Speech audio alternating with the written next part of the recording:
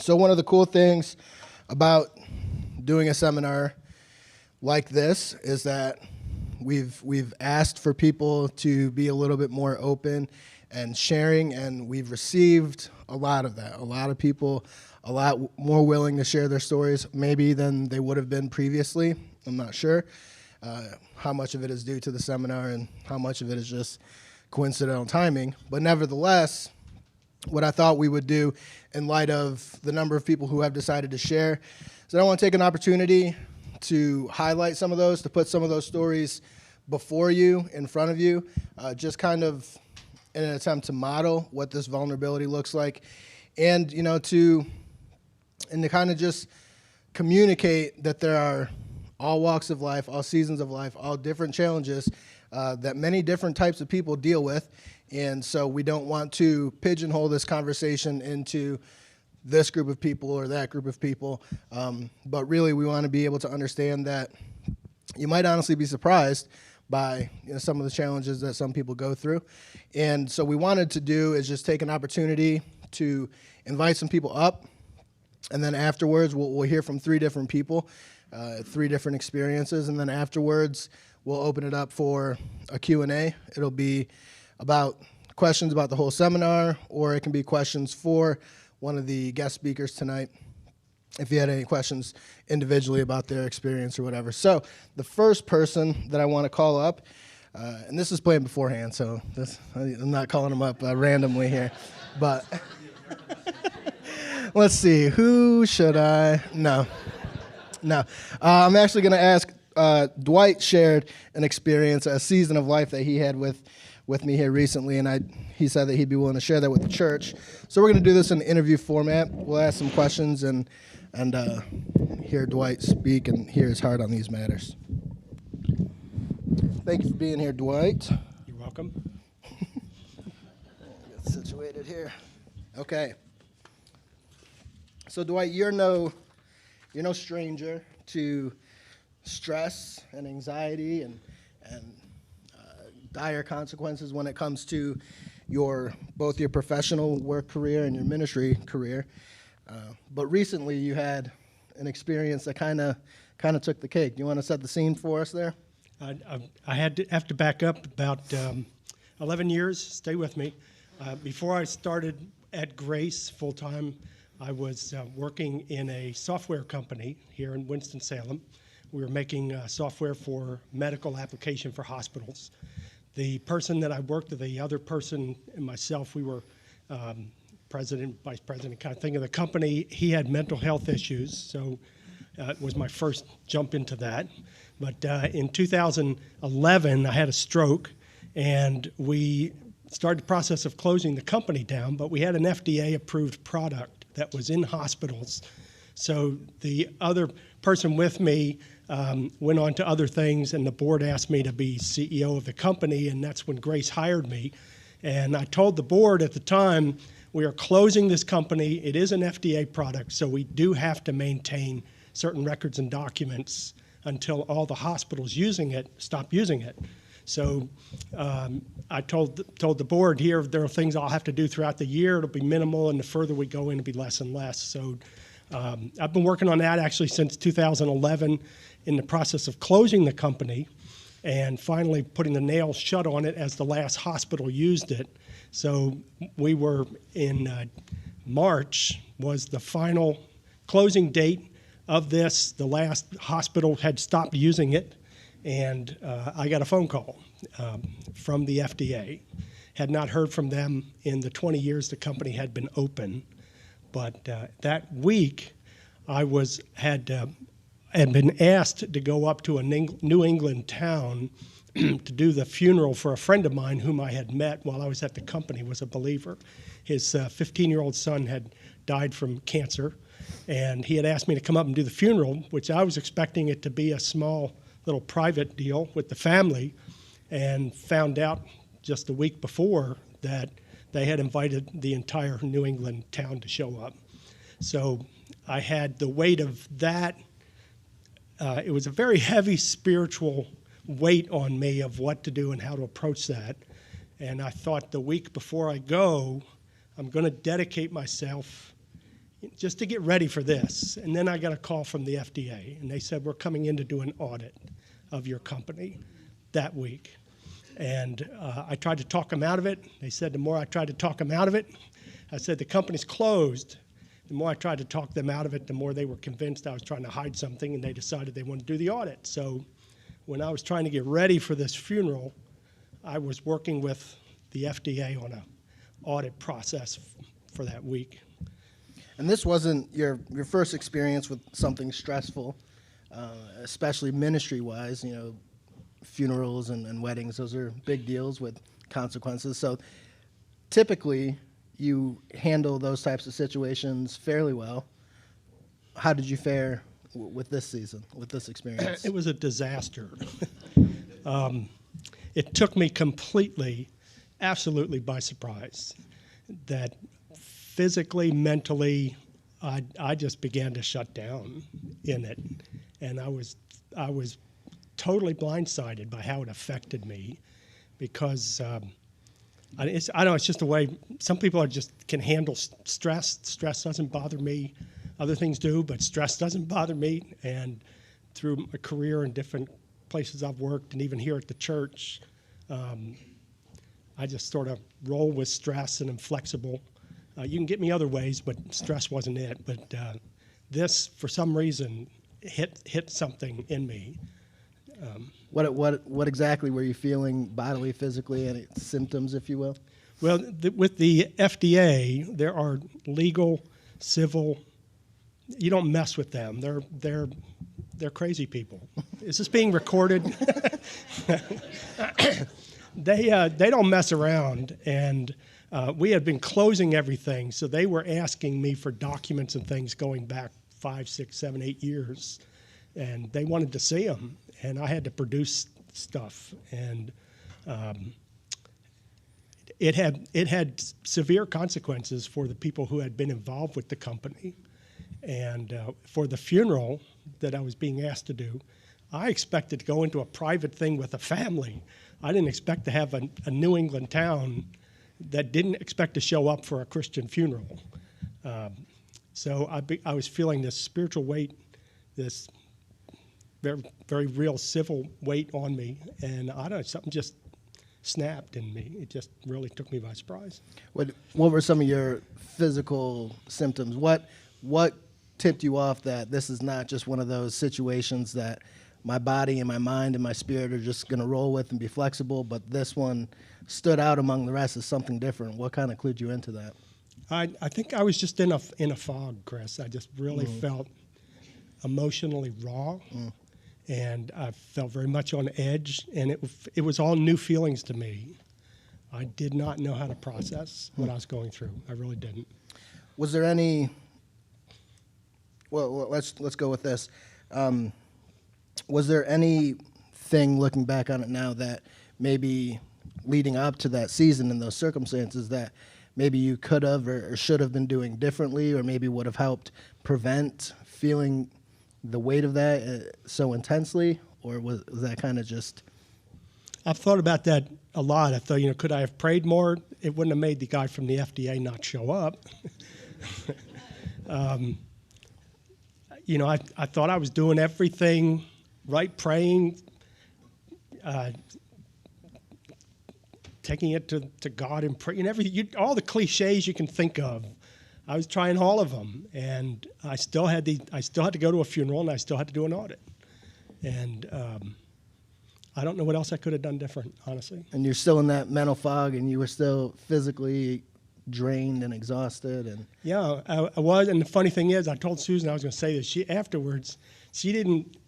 I must have internalized it, because she didn't realize until we began to talk about this how it was affecting me. So that probably made it worse. I just completely pulled inside myself. Yeah. Sure. How did it end, or when did it end? When the funeral was over and the audit was over, I guess about a week later, as it's like fireworks, they go up and they hit and then it sort of goes away. It just sort of melted away. But I went one Friday morning, Rich and Bobby and I get together every Friday, and we gathered in Rich's office, and it just like a dam broke. I just needed to share with them, and it just all sort of poured out, and it was over. Good. There's some, you weren't able to just lock that in a box and put it away, though, right? Because you did have maybe some residual lingering effects. I thought it was all over, done, finished, and I got a letter from the FDA about 2 weeks ago, and they said, I had asked them, are we done? Are we cool? I didn't use those words, but I said, are we good? And they said, at this time, everything is completed. And I said, what does at this time mean? And it was like, it started going again. Yes, as far as I know, it was all done. Good. Well, just want to take a few minutes. I appreciate you sharing your story with us, this experience.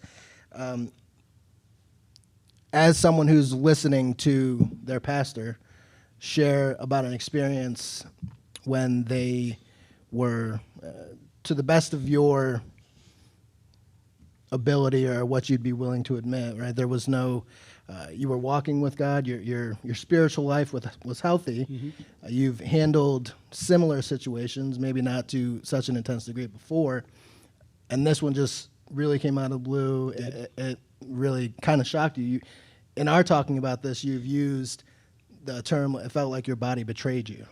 Yeah. Right? And so, as some of us listening to their pastor be so vulnerable and so open and share an experience like this, what do you hope that the rest of us are hearing? What if we had a takeaway from what Pastor Dwight shared with us, and this is what he said, what would you hope that we heard? I wish I'd talked to Rich and Bobby sooner. And I wish I'd shared with Susan how I was feeling sooner. And there are things that just hit you that can really, really blindside you. But for me, it was a moment. When that moment was gone, and I know there are others that these things stay, they go on and on and on, and we'll hear about that. Mm-hmm. But for me, it was so intense. When it was done, it was over, and it's okay. I'm back. And you just went back to work, right? No mental health days or no vacation or anything like that? No. I didn't think we had any in the handbook. I was looking. See, do we have any mental health days? It would have been helpful. Try and write some in. Yeah. Yeah, there you go. All right, good. Dwight, is there anything else you wanted to share? No, thank you, Chris, for letting me do this. Yeah, I appreciate it. Thank you very much. All right, and so that was an experience, a story that Dwight was willing to share, and kind of why I thought it was important for us to share is that I've said this before, and hopefully this is an example of that. The way and the amount of people who struggle, even just for a season, or whether it's just situational, but it's disproportionate, like Dwight said, it took him by surprise. It felt like his body had betrayed him. There's no preventing that at times. There's no respecting of persons in situations like that. And so I thought it was helpful that we understand, like I've said before, I think you would be shocked if we were just all complete open books. I think you would be shocked by what types of people and what positions these people are in that struggle with this. And so we're not trying to, put everyone on blast and tattletale on anyone, but it's okay to share, and it's okay because you're not alone. And I hope not, there's no judgment. Well, if my pastor struggled with that, and he wasn't able to keep his body and his mind in check, then, that's a separate issue. I hope that wasn't the case. I hope we hear that story and we think, okay, maybe my experience wasn't as far out there. I'm not as alone in what I experienced in a time like that. And so now we're going to hear from Carly, who has a little bit different of experience. And Carly also asked or told me she'd be willing to share, as like we've been talking about, trying to become more open and vulnerable, not for the purpose of just airing everyone's dirty laundry, if you will, but for the purpose of, okay, these are the people that I know in my church that are struggling, that are dealing with it certain ways. And it's okay, and hopefully it'll empower you to share your story as well. Like I said, not for the purpose of just knowing this about each other, but so that you can be reaching out, you can be sharing, that as we walk together towards God, like our primary focus here is that we walk alongside each other in a Godward direction, that we put everything on the table, that we understand that when we walk together, we want to make sure that we know what we need to know about everyone, right? And it's hard to walk with someone in a Godward direction when there's a significant part of their experience or their life tucked away in a back corner because they're afraid of what someone might think. And so we definitely want to move towards eradicating that potential mindset or perspective here at Grace and at the community at large. So Carly has been gracious enough to share, and I'll just ask her a few questions and kind of let her work through those. Carly, thank you for being willing to share with us. We appreciate that. We just heard from Dwight about how mental health can take us by surprise and even affect us bodily. You have some familiarity with that. Mm-hmm. Would you mind sharing some of that experience with us? Yeah, absolutely. Like Dwight, I'll go way back. As a teenager, I was a really difficult teenager. And my family and I were just kind of joking about that recently when we were together. But I had a ton of anger that it was just kind of inexplicable. I was saved when I was 4, brought up in a good church, and as a teenager, things just started to kind of spiral for me out of nowhere, and I was making, all A's, kind of the golden child at school and the devil at home. And my parents, were just, I had been going through several different types of medical tests and medication, trying some different medications, not antidepressants. These were dealing with hormonal things, but nothing was working. And I would just have this kind of rage out of nowhere and be fine one moment and not the next. And I remember my dad suggesting to me, he'd be like, we can get you help if you're willing. We can find someone that can, they can give you something to help you balance this. And I was so against that concept. I was like, I do not need medication. I am fine. And I was a believer, and so I knew a lot of I knew, I felt conviction along with the struggles. And so I was praying and repenting and just crying out to the Lord, just tears after I would have one of these kind of fits of rage. Lord, why am I like this? I don't want to be like this. I don't want to be angry and not understand why I feel these extremes, in my emotions. And then it kind of, it ebbed and flowed. And I was traveling, after I graduated high school, I traveled with a vocal and drama ministry team. And I don't know if it was a change in life or, you're just at that age where everything in your body is changing as you enter young adulthood. But I kind of experienced a reprieve from it for a while. And then I was diagnosed with a chronic disease that affects my white blood cells and causes them to be misshapen, and my immune system doesn't work as well as everybody else's because of it. And that's when things kind of started. Again, I was in college at this time. And then I went through a pretty traumatic couple of years. I don't want to take that word from others who truly experience big traumas, but there was some abuse involved, mental and emotional, and some sexual harassment. And I think in processing that, this started to come back. And I started to struggle again. But it wasn't until I went through pregnancy that it all kind of came to a head. When some of you know this, I have had very, very complicated pregnancies, and each one a little bit worse than the one before, all 3 emergency deliveries.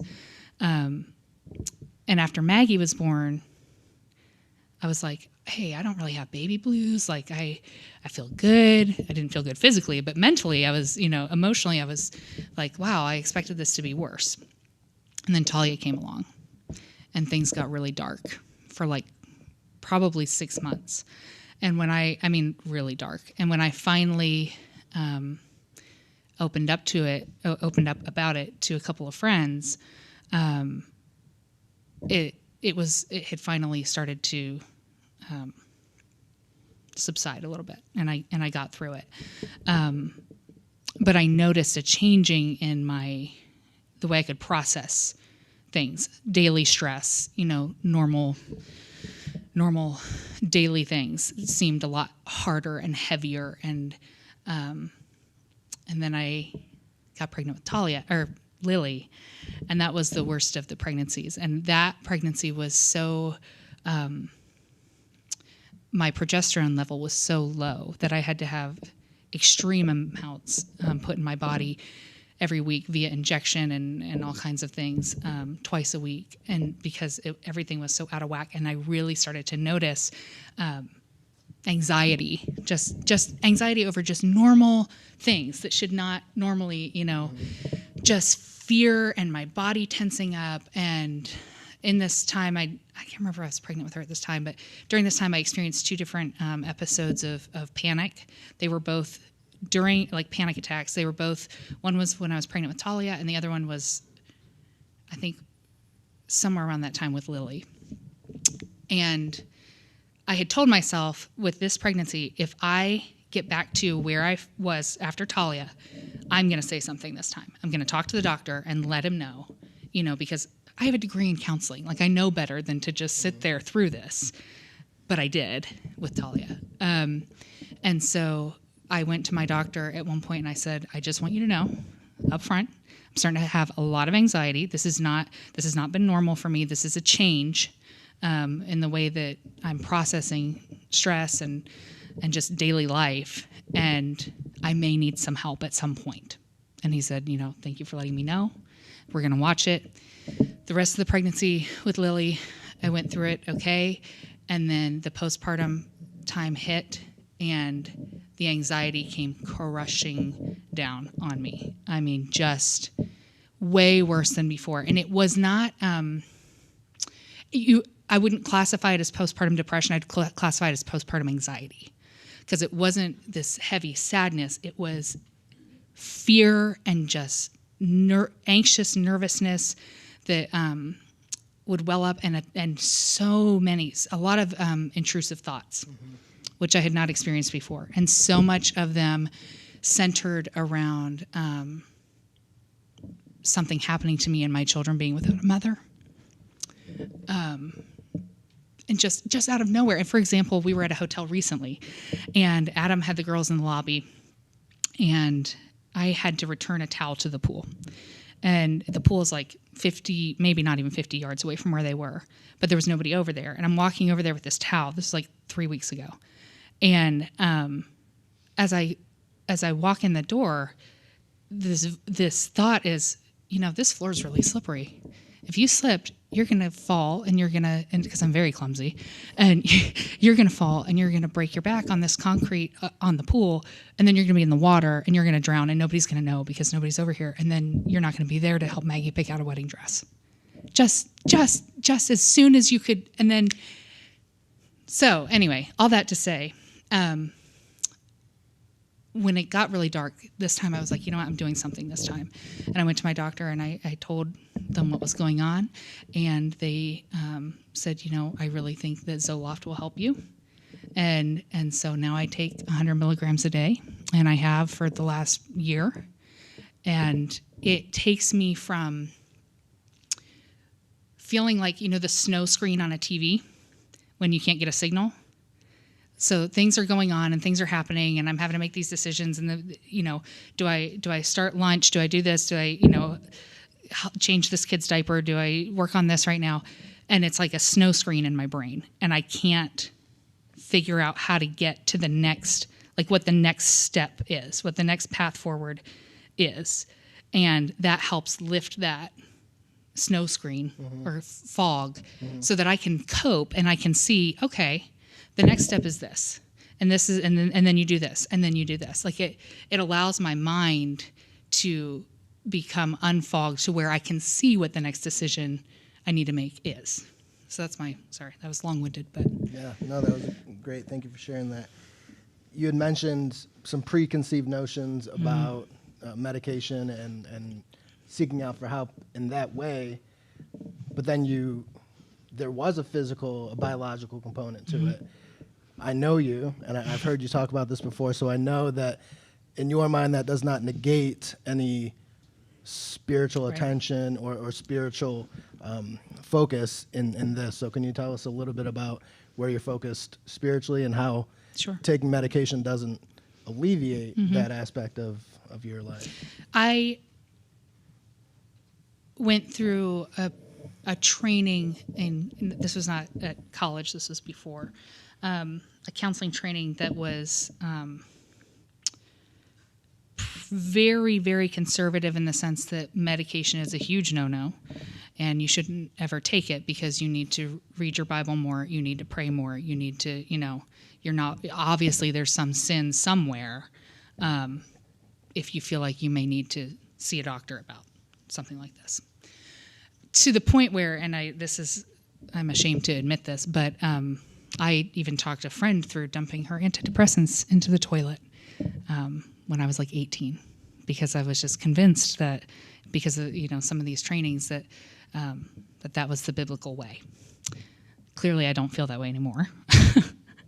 But when I was walking through this, and a lot of it came through studying the different philosophies on medication and stuff through my pursuit of a degree in counseling at Piedmont, that I became aware of like the different way, that this was not the only way that Christians look at mental health. And very appreciative to the head of our counseling program, because he took a very, very balanced approach, and was saying, you can give spiritual answers all day long, but if there's an organic problem in a fallen world, you have to deal with that too. You can't just isolate that and say, here's a bunch of verses. You need to do both. And that was really eye-opening for me. I really appreciated that later when I needed to hear that myself. And two, I knew, especially after Lily was born, that I had felt spiritual heaviness before. I knew what that felt like. This was not that. This was not conviction and all of the things that you think of when you think of spiritual heaviness or distance from the Lord, or all of it. This was like, I can't get my brain to think clearly enough to make the next decision that I need to make in this day. I can't cope with the stress. I'm feeling panicky and shaky, and my body is responding to something going on. And I know that I'm reading the Word, and I know that like kind of what Dwight said. Like I know I'm doing these things, and yet I'm still something else is wrong. Yeah. Okay. So I'll ask you the same question. Give you the opportunity to answer the question I asked Dwight. If someone here is saying tonight was awesome, we heard from a pastor, we heard from our music director, someone who I would consider to be walking with God, serving God. But this is her experience. This is what she shared with us. What I really got from that was, what do you think? What would you want us to? How would you want us to answer that? Remember that we live in a creation that is broken, and it affects everything. I'm looking at the screen right now. Back there is lyrics from the song "Creation Sings" that we rehearsed tonight, and in that song it talks about creation groaning. And we're part of that. And, just because you have a bodily thing that you need the doctor to look at doesn't mean that you may not, you know what I mean? Like, it's not that far of a distance from here to the rest of your body where things might be off. And it's okay to seek help. You should do that. You should, and to talk to people and yes, be in the Word, and yes, be praying, and yes, seek accountability, and yes, do all of those things. But also, it's okay if you need to see a doctor and figure out what's going on with your body, because your mind is part of this. The brain is incredibly complex, and sometimes it needs help too. Sometimes it gets sick too, just like the rest of your body does. And it's okay. Yeah. It's okay. Okay, good. Good, very good. Well, Carly, thank you. It was very vulnerable, and I appreciate you being willing to share that with us. Thank you. All right, and our next guest, I'm not going to interview because it would be pointless to give April prompts, but she knows what she wants to say. So, and she can say it well. So I'm just going to give her the floor and let her share with you guys. So I'm April. We've been coming, my family's been coming to this church since 2015, so 7 years. My husband, whom everybody should know, is a combat veteran who spent 2 years in Afghanistan. He has a diagnosed anxiety disorder. He has symptoms of PTSD, although not all of the symptoms. So he doesn't have PTSD as a diagnosis, but there are things that he goes through that look a lot like PTSD, which is post-traumatic stress disorder. He also has some other things that he deals with. He has anxiety, depression, and moods that cycle in ways that can cause a lot of instability. We don't fully agree on maybe what that should be called or how it should be treated, but there's things that go on with him that he doesn't deal with life well. So he has been off and on medication since 2009, and he currently takes 3 or 4 medications. And then we had Ezra in 2010, and when he was 4, he was diagnosed with ADHD adjustment disorder, which is a mix of how you regulate emotions and conduct. And even after inpatient therapy, medication, and some additional therapy, he was still struggling. We sought answers off and on for several years, multiple evaluations, couple random other diagnoses until 2018 when he was given the diagnosis that is called Disruptive Mood Dysregulation Disorder, which if you were here the first week when Chris was talking about the DSM, and I made a comment about how there are diagnoses that they create to explain symptoms that maybe didn't have a name before. And Ezra's diagnosis was not created until 2013, which was after he was born. But basically, it was created to explain these children who may go on to get a diagnosis like bipolar, but who cannot regulate their emotions on their own. That's the gist of what he deals with. So he has also been in and out of counseling, different kinds of therapies, occupational therapy, special education in the public school system, and we started medicating him in 2015. So my life is very stressful. And I really related to what Carly said, because in 2016, we were going through probably some of the worst things that we'd been through. I just had Sammy, and I was getting to that point where I was having rages. I was screaming at my family, And then there was 2 different situations. I can't remember if they happened the same night or within a very short amount of time. But one was Ezra was having a meltdown, and Russ was involved, and he was angry, and he was yelling, and I ended up coming into the room and slapping Ezra in the face. And either that night or a similar night, Sammy, he was probably between 4 and 6 months at the time, and I had left him on our bed trying to deal with the other problems in the house, and he fell off the bed. So I got to the point where I was like, this is no longer a safe place for my family. So I went online, and I remember Russ being like, you don't have to fix everything, but we ended up getting inpatient therapy for Ezra 3 times a week, where they worked with our entire family for 3 times a week for 9 months. And that was when I also got on medication, because I couldn't cope with what I was dealing with.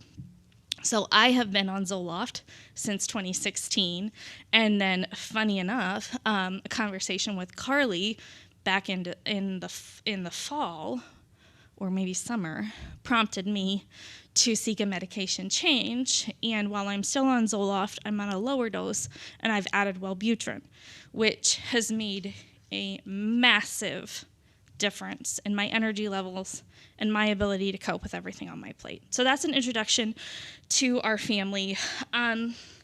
So it's funny, Chris was messaging me this week, what's your outline, just to kind of get an idea how to format things. And I was like, I'll get it to you tonight, I promise. And then the next day, I still didn't have it to him.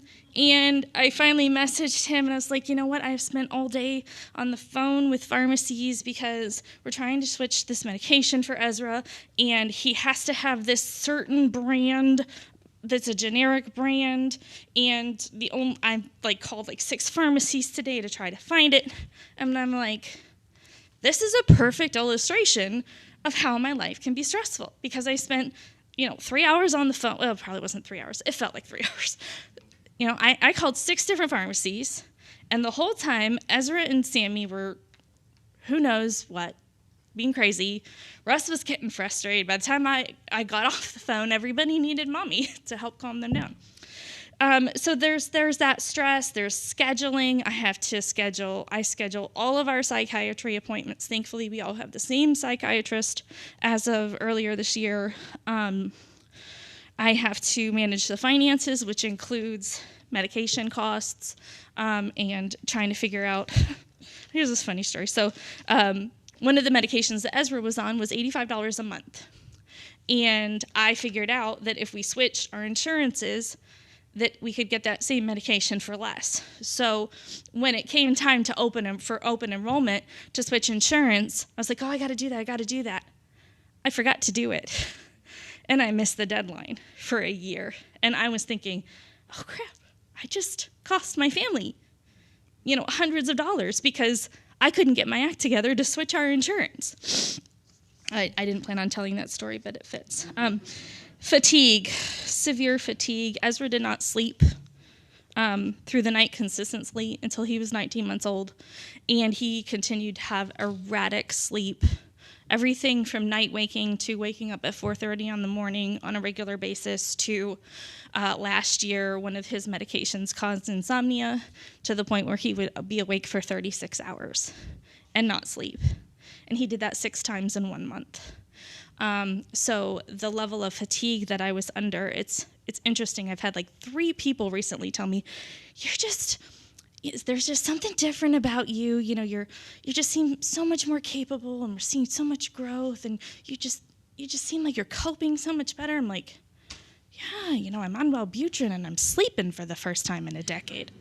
Makes a big difference.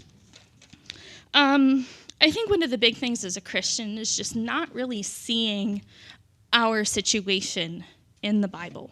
It's like, God, where are the stories that I can look to in the Bible that show what my life is like, and coming up empty? So I wanted to focus a lot on how our church has helped our family, because I think it's important and people need to hear what they have done. When we first started coming here, Ezra was 4, almost 5, and pretty quickly people were able to tell this is not a typical kid, and he's going to be disruptive in class. And while we have been through things like that before, instead of saying, you have to take your son out, you have to, he was actually expelled from a Christian preschool. He does not know that, so please don't tell him that. But instead, we had people come to us and say, we just love Ezra. How can we help you? How can we help him succeed? Let's have a meeting. And if you know anything about special education, this church held multiple IEP meetings for my son for Sunday school. And there were people who volunteered to be in the classroom as an aide just for Ezra. And that allowed us, my husband and I, to come and sit and actually hear the gospel and hear how God was with us in these struggles and begin to grow in ways that we hadn't been able to before. So the people involved with that were Janice and Dean, Joanne and Brian Wheeler, Susan Ball, Jan Grandy, all volunteered and sat with us and had meetings with us to help us to be like, this is what Ezra is. These are his diagnoses. This is when he takes medicine. This is what's going to motivate him. Give him this to do. Give him that to do in the classroom, and you'll see the disruptions come down. And there were so many times where they took Ezra out and just walked down the hallways with him so that they didn't have to call us. And yet he wasn't being disruptive to his classmates.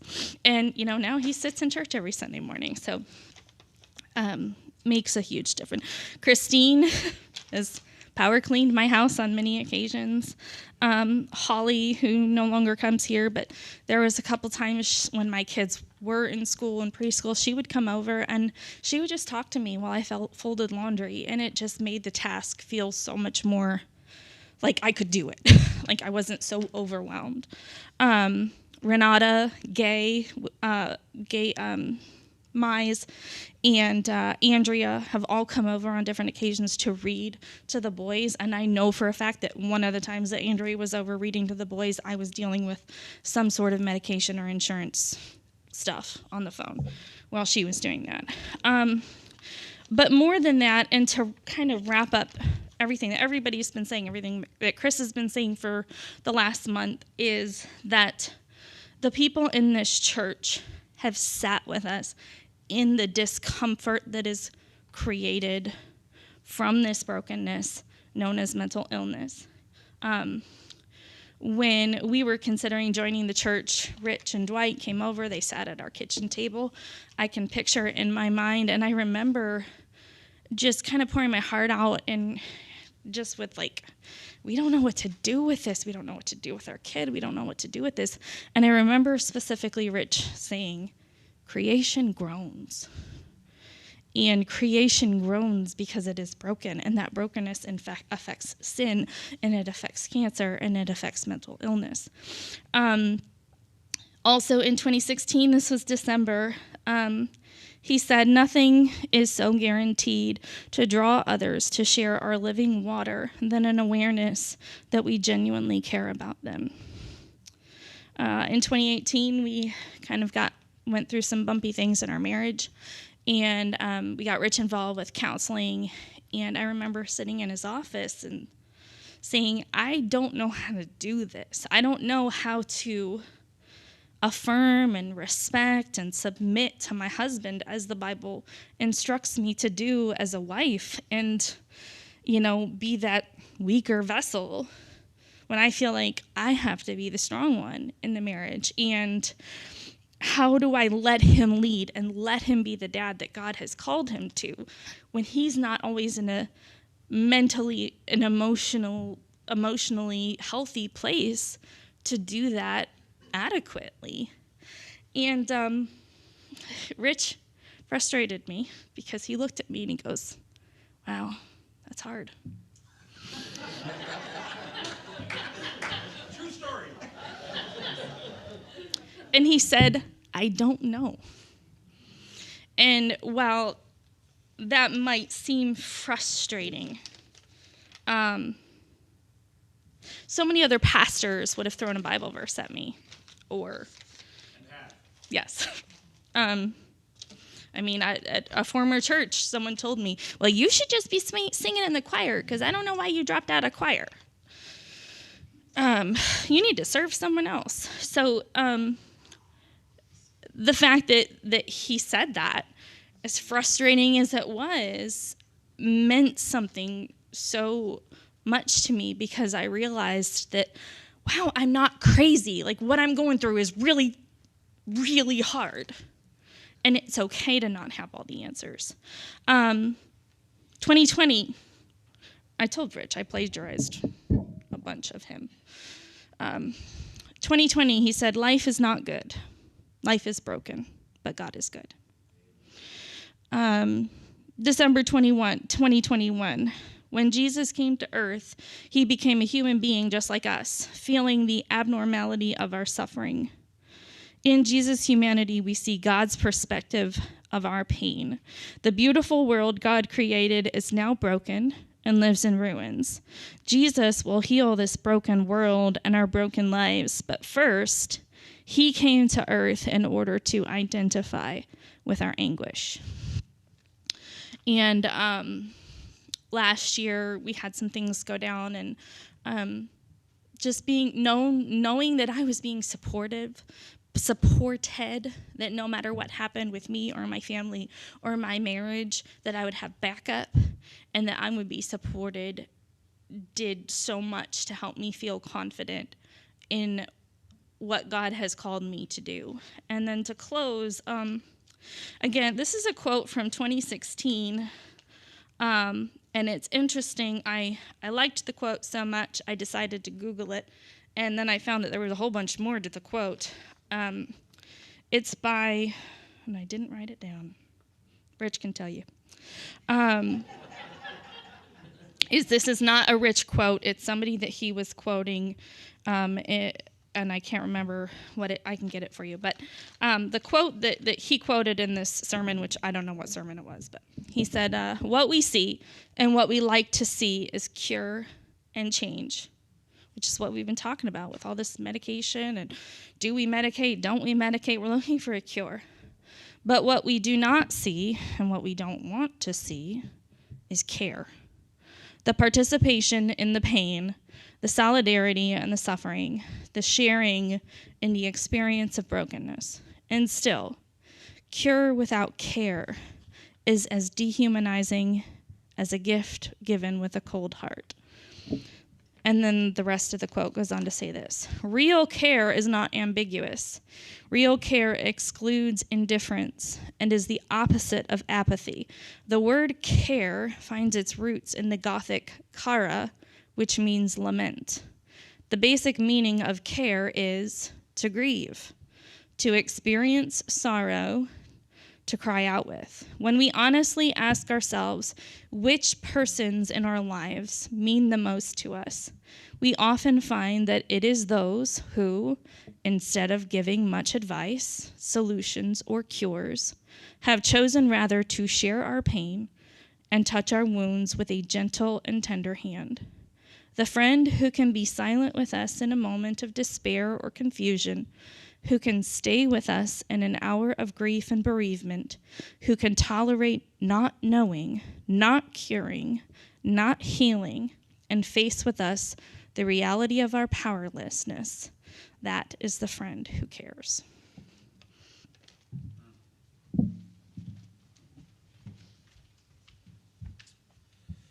Wow.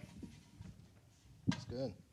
That went better than I expected. That was awesome. I love hearing those stories. I've heard many of those stories, just through relationships and from others of you guys who, maybe wouldn't be comfortable standing up here, or I didn't ask to stand up here. But I just appreciate you guys being willing to share, because as you can see, what we're getting is not just people's stories, but we're seeing the church being beautiful, right? And like Rich likes to say often, that when the church is being the church, she is beautiful. And we've heard, just beautiful stories of the church caring and lamenting and being compassionate, only to situations that we're aware of, though. And that's the point. It's not that we're just open with each other, but that we're open with each other so that we can walk together in that brokenness, lament and grieve with each other. And one thing that's interesting is no matter the perspective of the person sharing the story or the perspective of you, the listener, hearing the story, whether you fall on one end of the spectrum or the other, we know these people. We know the Donaldsons and Dwight and Carly, and we know that they desire to walk with God and that they desire to serve and be a part of this community, and they desire to be faithful followers of Jesus. And so we are not chalking this up to, well, maybe they could be a little bit more serious about their spiritual walk or their genuine faith, and they wouldn't experience this necessarily. So hopefully that is a takeaway for all of us, and hopefully it'll allow you to be more open. And maybe your stories, your experiences aren't maybe as intense as some of the ones we've heard tonight, but hopefully even still it'll allow you to be willing to share those with others. So we do have a few minutes. If we have any questions, Dwight, Carly, and April did not agree to this, but I told them it would be happening. So if you guys have questions, you can ask me any questions from the past 3 weeks. We only have a few minutes. Or if you have any questions for Dwight, Carly, or April, we'd be willing to take a few minutes and answer some of those questions. Chris, before you get to questions, just want to thank you for the past month that you've done this. Yeah. Thank you. I appreciate the opportunity. Sure.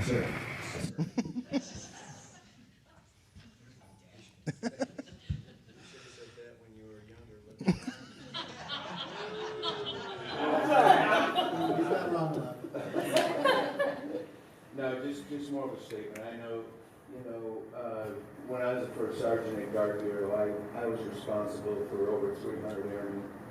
And we had a commander one time who met with us as a group of first sergeants, and he said, "You guys are phenomenal about taking care of others, but you stink at taking care of yourselves." And, I think people in position of leadership, especially our pastors, they may struggle with seeking to speak to somebody when they're going through hard times. And, Pastor Dwight even admitted, that maybe he should have talked to Pastor Rich or somebody earlier. Because we let these things build up, and the pinnacle of stupidity for me was I took myself to the emergency room and thought I was having a massive heart attack. And it turned out to be some sort of stress attack or panic attack, right? And the doc said, "Mr. Sergeant Whitmer, we're getting ready to release you. Who brought you to the hospital?" And I said, "Well, I drove myself." He goes, "You thought you were having a massive heart attack and you're driving yourself to the hospital." Sometimes that's how reluctant we are to ask for help. Yeah. And, not Chris, I'll clarify that now. But we had a son 2 weeks into kindergarten, got a call from the school superintendent and said, "Your son can no longer come to the school." 2 weeks into kindergarten. So we have a taste of what you folks have dealt with or are dealing with. And it's out there. And so, listen, we do. We've heard it how many times. It's okay to ask for help. It's okay to seek some counseling. So, if nothing else, that's a great thing that's come out of these 4 weeks, and thank you. Yeah, thank you. Anyone else? Any questions or comments? Andrea. From any of that, what difference do you think that would have made had you shared the thought for you to open to people and people have come alongside you earlier? What difference did that make? The question is, do we have anyone who's interested, eager to ask or answer this? what difference would it have made, if any, were you more willing or would have been less reluctant to open up and speak with someone about what you were going through earlier on, as opposed to Dwight kind of even after the fact realizing, wow, I haven't actually talked to anyone about this. So maybe you'd be a good person to address that. Would it have made a difference?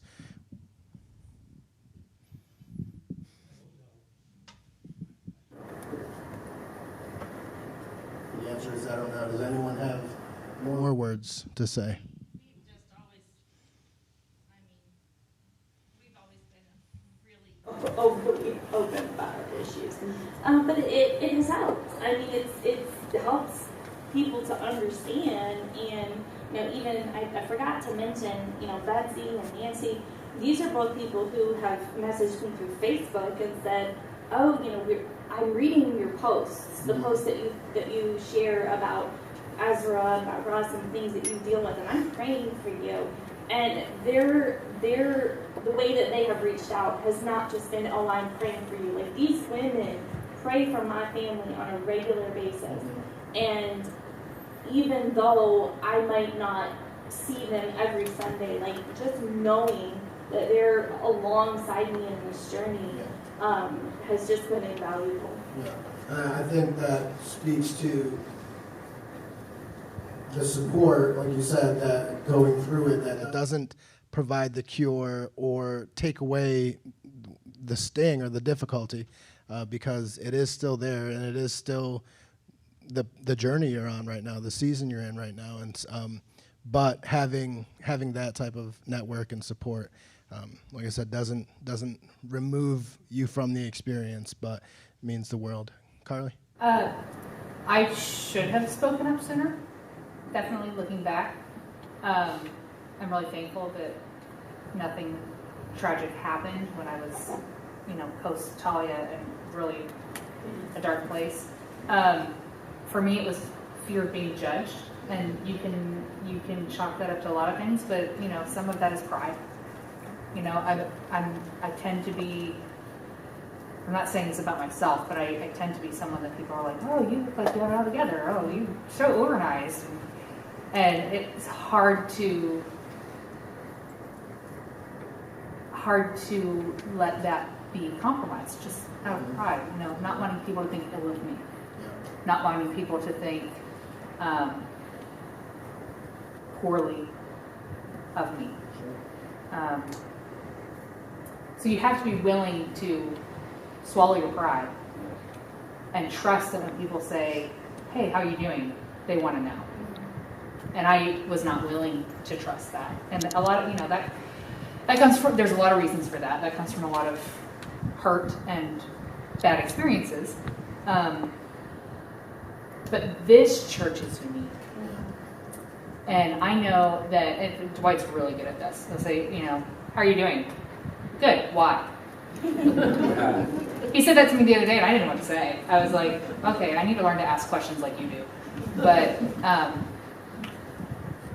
when people, especially here in this church, when people say, no judgment, I can, you know, you can trust, whatever, I believe them now. They've proven themselves. Good. Well, that takes us right to 7 o'clock, so we'll finish there. And if you guys have any other questions or comments, feel free to stick around. I'll stay around for a few minutes, but we'll dismiss with a word of prayer. Father, again, we are just thankful that our experience it's consistent with your scripture's description of the world, that this experience is one that is, for the time being, destined to groan. God, but we know that you are a God of newness and comfort and hope, and we know that for all the groaning that we experience in all aspects of life, we look forward to, with confident expectation, the restoration of all things. And God, we know that you are faithful and you are good, and we have no reason to hesitate to bring these things to you, because even though our experience doesn't necessarily bear out all those things, God. We do understand that these are not in vain, that they provide value here and now, God, in comforting the afflicted. We can experience your comfort and then comfort others, God. We've heard stories of that tonight. And so we just thank you that the brokenness is not uselessness, and that one day you will restore all things, God. We appreciate that. We thank you so much for that. And it's in your son's name we pray. Amen.